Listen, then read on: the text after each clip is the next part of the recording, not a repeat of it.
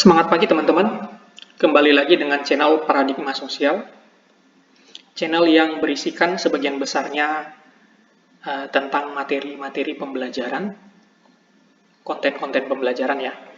Nah, teman-teman, kali ini saya akan membahas tentang mobilitas sosial. Ini materi di request oleh seseorang yang merasa kesulitan untuk menjawab soal kuis yang diberikan oleh gurunya dari sekolah, karena ternyata materi ini belum dibahas sama sekali. Nah, untuk membantu mengerti dan menjawab soal-soal kuisnya, saya akan mencoba untuk menjelaskan secara sederhana apa sih itu mobilitas sosial, seperti apa bentuk-bentuknya, dan apa konsekuensi dari mobilitas sosial itu ketika mobilitas sosial itu berlangsung.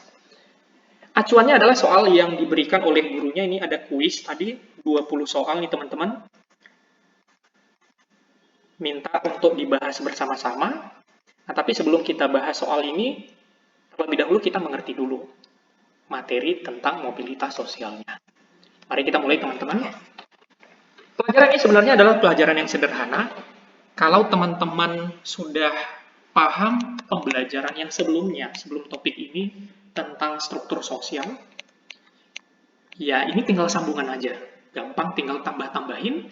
Nah, struktur sosial itu kan lihatnya dua dimensi ya, ada dimensi vertikal, ada dimensi horizontal. Ini berkaitan dengan pelapisan sosial, keberadaan kelas-kelas sosial, kelompok-kelompok sosial di masyarakat.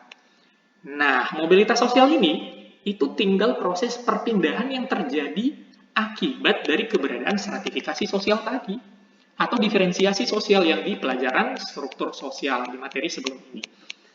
Mobilitas sosial itu berasal dari bahasa Latin, yaitu mobilis, artinya mudah dipindahkan, mudah bergerak, atau banyak bergerak.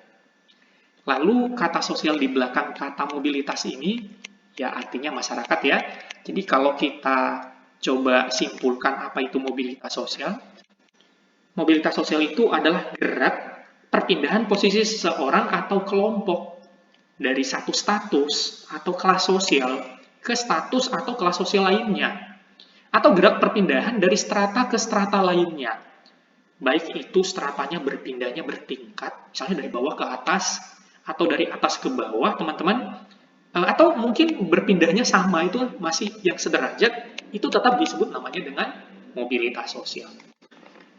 Karena tadi saya sebutkan bahwa mobilitas sosial itu mengikuti struktur sosial yang ada di masyarakat, maka mobilitas sosial ini sebenarnya wujudnya seharusnya cuma dua. Yang pertama adalah mobilitas sosial yang mengikuti stratifikasi sosial, namanya mobilitas vertikal. Lalu ada juga yang nanti mobilitasnya mengikuti yang diferensiasi ya. Nah, mobilitas vertikal ini kita bahas lagi berikutnya nanti ya. Itu ada dua, ada yang naik, lalu ada yang turun. Ada social climbing dan ada social sinking. Nah, yang mengikuti diferensiasi sosial itu namanya mobilitas horizontal. Mobilitas horizontal ini itu ada mobilitas yang berpindah dari status sosial yang satu ke yang lain tapi masih sama nih. Ada juga yang mobilitasnya mobilitas geografis atau mobilitas antar wilayah. Lalu ada mobilitas antar generasi. Nah, teman-teman, khusus untuk mobilitas antar generasi ini, itu jangan kaku, terlalu kaku karena saya memberikan di diagram di bagian ini terletak di mobilitas horizontal, bukan berarti dia tidak bisa dimasuk ke dalam mobilitas vertikal ya. Mobilitas antar generasi itu juga bisa dalam bentuk mobilitas vertikal. Nah, nanti kita bahas itu seperti apa yang dimaksud mobilitas antar generasi yang dimasukkan ke dalam mobilitas vertikal. Pembahasannya, mobilitas sosial vertikal, teman-teman, itu adalah perpindahan status sosial seseorang atau kelompok dari kedudukan yang satu ke kedudukan yang lainnya yang tidak sederajat. Berarti berbeda ya, tinggi rendahnya. Ada dua jenis tadi, ada social climbing dan ada social sinking. Bentuknya ada dua. Jika social climbing bisa bermakna naiknya status sosial seseorang atau kelompok dari status yang rendah ke status sosial yang lebih tinggi. Contohnya apa teman-teman? Ada karyawan dipromosikan jadi supervisor atau dipromosikan jadi manajer, sehingga kan kedudukannya lebih tinggi ya. Atau yang kedua, membentuk kelompok baru dan mendapatkan posisi yang lebih tinggi. Sama aja ya sebenarnya ya teman-teman. Yang kedua, jika bentuknya social sinking, bisa dalam bentuk seseorang mengalami penurunan kedudukan, derajatnya turun, atau status sosialnya turun. Atau yang kedua adalah kelompoknya yang mengalami penurunan derajat. Contohnya misalnya adalah ada karyawan yang di PHK mengalami penurunan. Ada konglomerat bangkrut lalu jadi orang miskin. Itu juga masuk dalam proses penurunan derajat. Ya, kepala sekolah pensiun atau kepala sekolah yang purna bakti lalu jadi guru kembali, itu juga mengalami proses penurunan. Itu yang masuk ke dalam kategori mobilitas sosial vertikal. Yang berikutnya mobilitas sosial horizontal. Mobilitas sosial horizontal itu peralihan atau perpindahan individu atau kelompok dari satu kelompok sosial ke kelompok sosial yang lainnya, atau status sosial ke status sosial yang lainnya, tapi masih sederajat ya teman-teman. Contohnya apa? Contoh ini ada akibat kekeringan yang melanda desanya. Pak Dadang, seorang petani sawah, memutuskan menjadi pedagang bakso keliling. Yang tadinya jadi petani, lalu berpindah jadi pedagang. Nah, sebelumnya dia karyawan ini di satu perusahaan tertentu, lalu pindah menjadi karyawan di perusahaan yang lain. Itu masih dalam posisi sederajat ya. Atau guru SMP jadi guru SMA, nah kan masih sama-sama guru. Nah, profesinya ya yang dilihat itu masuk ke dalam kategori mobilitas sosial horizontal. Mobilitas berikutnya adalah mobilitas geografis. Tadi saya bilang bahwa mobilitas itu kalau ngikutin struktur sosial sebenarnya kategorinya cuma dua ya. Nah, tapi kalau kita coba kembangkan lagi, ini bisa masuk ke dalam mobilitas horizontal, teman-teman, namanya mobilitas antar wilayah atau geografis. Contohnya misalnya apa? Ya, misalnya orang berpindah dari satu tempat ke tempat yang lain. Nih, dari kalimatnya, proses perpindahan status seseorang atau sekelompok orang dari satu wilayah ke wilayah yang lainnya. Ya, contohnya misalnya ada transmigran gitu misalnya. Ada orang sekumpulan orang yang berada di wilayah yang agak padat penduduknya mengikuti program pemerintah ditransmigrasikan ke yang lebih jarang. Nah, kalau sebelumnya wilayah yang ditempati sebelumnya jadi dari desa, adalah desa sebelumnya adalah petani, lalu di tempat yang baru juga petani, kan masih sama ya sederajat. Nah, wilayahnya juga masih sama. Contoh yang ada di dalam media ini adalah seorang buruh tani di musim paceklik pindah menjadi buruh bangunan gitu misalnya ya. Ya ini kan tempatnya juga sudah berpindah teman-teman. Yang berikutnya ada mobilitas antar generasi. Mobilitas antar generasi ini dilihat dari posisi ya generasinya. Contohnya saya dengan adik saya dengan abang saya, atau saya dengan bapak saya dengan kakek saya misalnya teman-teman. Nah, ini ada dua. Pertama ada mobilitas intergenerasi, dan yang kedua ada mobilitas intragenerasi. Nah, kapan disebut mobilitas intergenerasi? Jika perpindahan status atau kedudukan di antara beberapa generasi. Sementara jika mobilitas intragenerasi itu disebutkan pada perpindahan status sosial yang terjadi dalam satu generasi yang sama. Nah, saya sendiri itu disebut intragenerasi, saya dengan abang saya itu juga bisa disebut intragenerasi.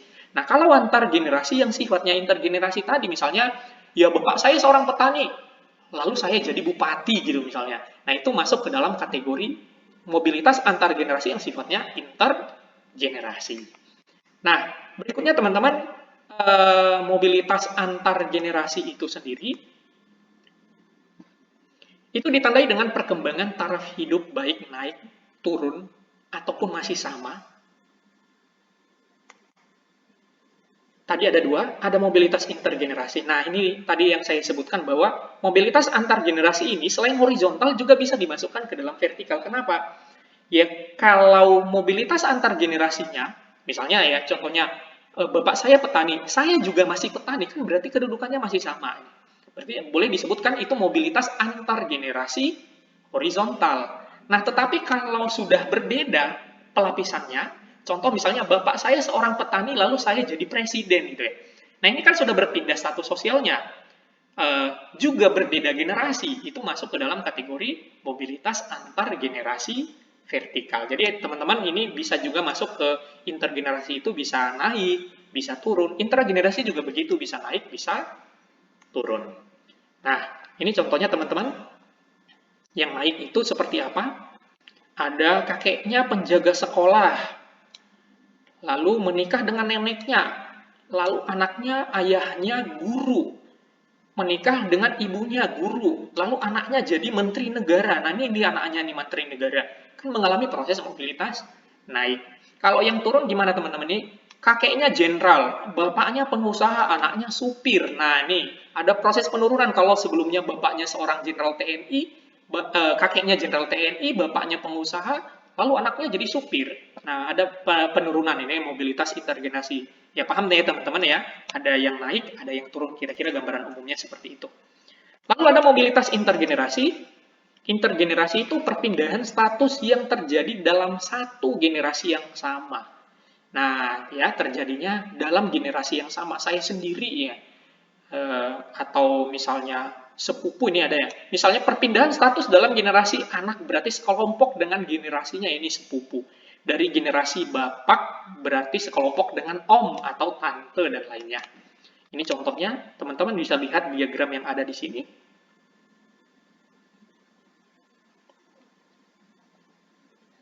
Oke, nah kita lanjutkan. Ada mobilitas antar generasi berikutnya yang naik sama yang turun. Oh, yang ini sudah tadi ya teman-teman ya. Ada pengulangan slide ya. Nah, oke, kira-kira begitu bentuk-bentuk dari mobilitas sosial ya teman-teman ya. Tadi sudah paham mobilitas sosial itu apa, lalu bentuk-bentuknya seperti apa.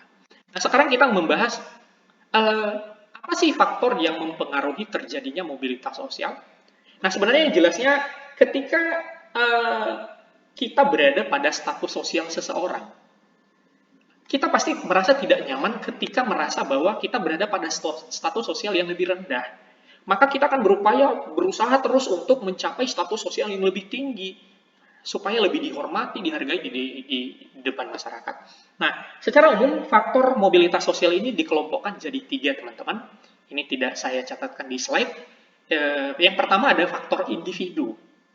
Faktor individu itu adalah faktor yang berasal dari kemampuan individunya itu sendiri. Contohnya misalnya adalah kecerdasannya, kemampuannya, ya attitude-nya, bagaimana dia bersikap, itu masuk ke dalam faktor internal ya istilahnya, ke pelaku dari mobilitas sosial itu sendiri. Itu namanya mobilitas, faktor mobilitas yang asalnya dari individu.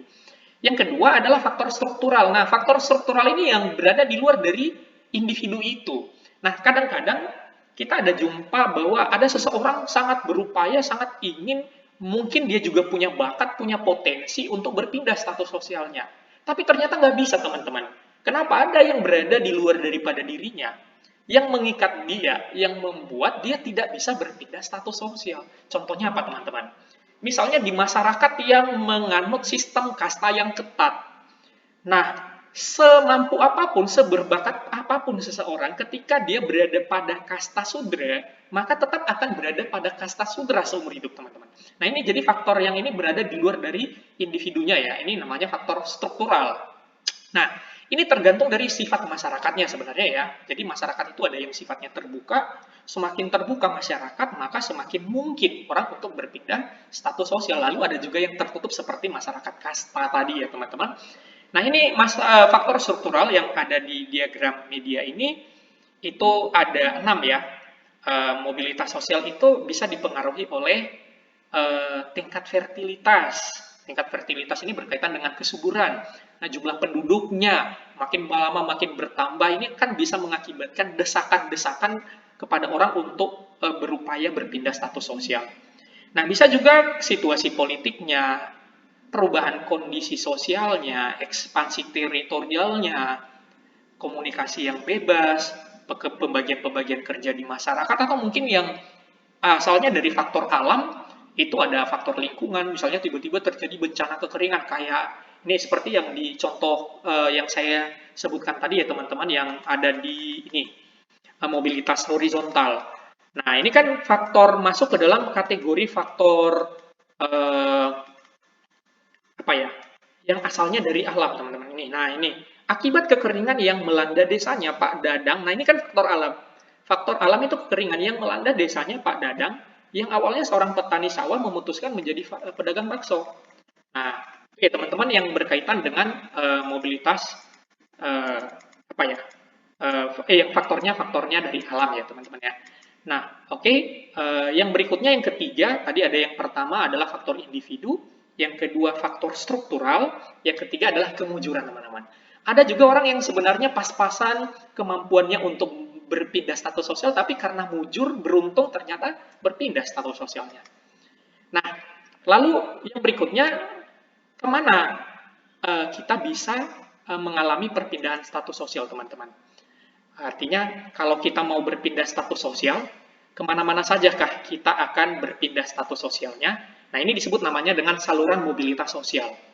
Nah, saluran mobilitas sosial itu, kalau yang di zaman sekarang itu yang paling efektif itu tentu pendidikan ya teman-teman ya. Lembaga pendidikan, kenapa? Karena di era globalisasi sekarang itu dituntut keahlian, skill, kemampuan gitu ya, kecerdasan. Nah, selain daripada lembaga pendidikan ini ada sejumlah yang lain, misalnya ada lewat lembaga keagamaan, ya dari masyarakat biasa, terus jadi santri gitu, misalnya jadi ulama. Ini lewat organisasi politik mulai dari kader biasa, jadi elit politik, angkatan bersenjata ini pangkatnya naik terus. Lewat saluran pernikahan, organisasi-organisasi keahlian, misalnya kayak apa ya, apa namanya, ikatan guru, Ikatan Dokter Indonesia, Persatuan Guru Republik Indonesia, bisa lewat situ, lalu bisa juga lewat organisasi ekonomi. Oke teman-teman, yang terakhir materinya berkaitan dengan dampak mobilitas sosial. Nah, dampak mobilitas sosial sendiri itu konsekuensinya ketika orang berpindah status sosial, itu pasti ada yang dialami baik oleh pelakunya ataupun yang dirasakan oleh masyarakat sekitarnya. Nah, dampak mobilitas sosial itu bisa berbentuk ada konflik antar kelas. Ya, konflik antar kelas ini yang dimaksud adalah dari kelas yang lama ya, kelas yang lebih rendah ke yang lebih tinggi, itu konflik antar kelas ya. Contoh misalnya seperti ada buruh dengan majikan gitu misalnya, itu konflik antar kelas. Konflik antar kelompok dari kelompok yang satu dengan kelompok yang lain yang berbeda. Ini konflik sosial yang dimaksud ini bisa dua-duanya yang di atas tadi ya. Terus berikutnya yang ketiga, yang keempat adalah konflik antar generasi. Ini biasanya yang terjadi itu antara generasi yang lama dengan generasi tua ya teman-teman, orang tua dengan yang muda. Ini biasanya ke persoalan masalah pandangan hidup, pemahaman pandangan mereka untuk memahami sesuatu ya. Yang muda merasa sudah mengikuti perkembangan zaman, yang tua merasa lebih bijak sehingga susah untuk ada titik temunya. Yang terakhir itu adaptasi ya. Adaptasi itu berkaitan dengan penyesuaian diri. Penyesuaian dirinya agak susah teman-teman ketika bahkan dari bawah ke atas juga termasuk ya. Orang miskin tiba-tiba jadi kaya, untuk menyesuaikan diri itu susah. Apalagi kalau sebaliknya nih teman-teman. Ada sering yang namanya penyakit post power syndrome. Ini biasanya terjadi ketika yang atas ya berpindah ke yang bawah. Lalu bayangkan seorang pejabat tiba-tiba nggak jadi pejabat lagi tuh. Nah, biasanya itu ada sindrom penyesuaian dalam bentuk sindrom post power syndrome, merasa masih berkuasa sehingga kadang-kadang masih marah-marah orang gitu ya teman-teman ya. Nah, ini ringkasan sederhana, penjelasan sederhana tentang materi mobilitas sosial. Nah, sesuai dengan janji saya dengan teman yang request materi ini tadi, mau membahas soal yang di awal tadi ya teman-teman, yang berkaitan dengan kuis materi ini yang diberikan oleh gurunya di sekolah. Nah, jawab ringkas aja. Saya mulai dari soal nomor 1, saya baca. Kata mobilitas berasal dari bahasa Latin. Artinya, nah tadi sudah dijawab ya, di awal dari kata bahasa Latin itu tadi mobilis, artinya mudah dipindahkan. Jawabannya A ya. Yang nomor 2, bentuk mobilitas sosial yang tidak menimbulkan kelas. Tidak menimbulkan kelas, berarti masih kedudukannya sama ya teman-teman? Ya, jawabannya pasti mobilitas horizontal. Yang D. Yang ketiga, perpindahan status sosial yang dialami seseorang atau kelompok dalam lapisan sosial yang sama. Perpindahan yang dialami masih dalam lapisan sosial yang sama, berarti sama kayak nomor 2 tadi ya. Jawabannya horizontal. Harus kita jawab A. Nomor 4, yang ditanya berikut ini yang termasuk contoh social thinking. Sinking itu berarti merosot ya, turun ke bawah. Dari pilihan jawaban yang ada yang merosot itu yang A, kepala sekolah jadi guru lagi. Oke, itu yang A. Yang nomor 5, gerak sosial yang menunjukkan kenaikan dari status sosial yang rendah ke lebih tinggi disebut namanya dengan apa? Dari rendah ke yang tinggi, berarti naik dong ke atas. Nah, disebut namanya dengan social sinking. Nomor 6, kelompok terorganisasi. Nah, kelompok ya, kalau ini kelompok sosial yang terorganisasi yang dibentuk untuk mendorong atau mencegah perubahan sosial dengan kegiatan-kegiatan yang tidak lazim. Oke, berarti ini tidak beda dari kelompok biasa ya, teman-teman ya. Nah, kalau dalam pemahamannya ini bisa jadi mereka melakukan upaya untuk mendorong atau mungkin untuk mencegah ada aktivitas yang dilakukan, maka dari pilihan jawaban lebih tepat yang social movement ya. Social movement sosial, ya benar, sosial movement atau gerak sosial. Ya, gerak sosial. Contohnya misalnya seperti apa sih ini? Misalnya ada kebijakan pemerintah, lalu ada mahasiswa melakukan unjuk rasa untuk menghalangi jangan sampai kebijakan itu dilakukan. Oke, itu untuk soal nomor 6. Nah, untuk yang nomor 7, arah pergerakan kedudukan seseorang atau kelompok dalam mobilitas vertikal dapat berupa. Oke, kata kuncinya arah pergerakan kedudukan seseorang atau kelompok dalam kata kuncinya itu mobilitas vertikal. Nah, kalau vertikal cuma dua peluangnya teman-teman, atas atau bawah. Jadi jawabannya D. Yang nomor 8, mobilitas sosial adalah perpindahan orang atau kelompok di dalam suatu apa dalam tanda kutip. Suatu apa dari definisinya tadi apa? Oke, pelapisan sosial itu perpindahan status sosial dalam dalam pelapisan sosial. Jawabannya dodol yang D. Nomor 9, arah pergerakan kedudukan atau seseorang atau kelompok dalam mobilitas lateral. Lateral ya teman-teman. Lateral itu masih setara ya namanya. Maka kita harus jawab yang horizontal ya. Jawabannya C, di samping. Nomor 10, seorang guru berhasil meniti karir. Oh, dari sini aja sudah ketahuan, teman-teman. Jawabannya pasti naik ini ya. Nah, mobilitas, jawabannya harus mobilitas vertikal naik ya. Vertikal naik. Mana nih vertikal naiknya? Dapat disebut mengalami mobilitas vertikal. Oh, nggak ada ya. Nah, jadi ini karena dia sendiri yang melakukannya, teman-teman, dan pilihan jawaban yang naik-naik dan turun-turun tidak ketemu di sini. Yang pasti kita harus jawab vertikal, karena dia sendiri yang melakukannya, maka kita jawab intragenerasi. Nomor 11. Mobilitas horizontal disebut juga dengan mobilitas geografis, karena mobilitas horizontal itu, mobilitas geografis itu tadi yang berpindah ya. Nah, berpindah di mana mobilitas sosial yang horizontal itu ketika orang berpindah satu tempat ke tempat yang lain itu dianggap masih sama. Karena ketika orang berpindah berpindah tempat, maka biasanya harus diikuti oleh perpindahan status sosial juga. Maka ini jawaban A bisa ya, harus disertai dengan mobilitas geografis. Harus disertai dengan mobilitas geografis. Terus kalimatnya seolah-olah mobilitas harus ada mobilitas geografis ya. Oh, belum tentu juga ya teman-teman ya. Kalau yang B dapat disertai dengan, nah ini baru benar yang D ya. Dapat disertai dengan mobilitas geografis. Bahwa mobilitas horizontal itu bisa disertai dengan mobilitas geografis juga. Maka kita harus jawab B ini ya. Nomor 12, perubahan kedudukan sosial baik ke atas maupun ke bawah yang dialami oleh seseorang di masa hidupnya. Dirinya sendiri dong ya. Maka kita jawab intragenerasi karena ini dirinya sendiri. Nomor 13, anak seorang petani yang setelah meniti karir di militer berhasil jadi presiden, naik dong ke atas. Ini namanya vertikal naik. Mana dia? C, vertikal antar generasi karena anak seorang petani. 14, perubahan kedudukan seorang anak yang berbeda dengan kedudukan sosial ayahnya disebut dengan mobilitas apa? Nih, sosial yang berbeda dengan kedudukan sosial ayahnya. Berarti ini harus dari bapaknya ke anaknya. Ini sudah berbeda generasi, itu jawabannya antar generasi. Berikutnya teman-teman nomor 15, ini faktor struktural yang berpengaruh pada tingkat mobilitas sosial. Nah, di sini tadi ada ya teman-teman sebenarnya yang di akhir ya. Oh, itu yang paling belakang. Oke, nanti teman-teman bisa review lagi. Tadi kita ada bahas tentang faktor yang struktural ya. Ya, ini tadi yang soal nomor 15.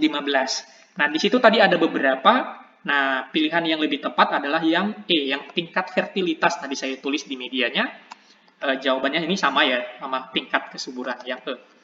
Nomor 16. Mobilitas sosial dalam bentuk pergantian politik, pemimpin politik secara demokratis. Nah, kalau di negara yang semacam di Indonesia nih ya, negara demokratis itu biasanya yang bertarung itu, yang berkompetisi atau yang berkonflik itu biasanya adalah peserta-peserta pemilu itu sendiri. Ya, bisa calon presidennya, bisa partai politiknya, dari pilihan jawabannya yang lebih tepat yang B ya, partai politik.